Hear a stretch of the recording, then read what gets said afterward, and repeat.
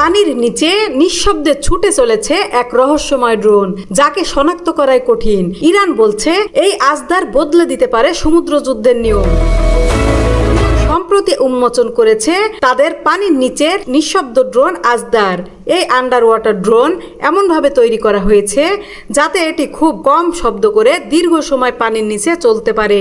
বিশেষজ্ঞদের মতে আজদার শত্রুপক্ষের রাডার ও সোনার ফাঁকি দিয়ে গোপনে নজরদারি, মাইন বসানো কিংবা আক্রমণাত্মক মিশন চালাতে সক্ষম হতে পারে। ইরান দাবি করছে এই ড্রোন অত্যাধুনিক প্রযুক্তিতে তৈরি এবং এটি পারস্য উপসাগর সহ গুরুত্বপূর্ণ সমুদ্র এলাকায় তাদের সামরিক সক্ষমতা আরো বাড়াবে। বিশ্ব রাজনীতিতে যখন সমুদ্র শক্তির প্রতিযোগিতা বাড়ছে, তখন ইরানের এই নিঃশব্দ ড্রোন নতুন করে উদ্বেগ তৈরি করেছে পশ্চিমা দেশগুলোর মধ্যে। আজদার শুধু একটি ড্রোন নয়, বরং পানির নিচে ইরানের নতুন গোপন শক্তির বার্তা।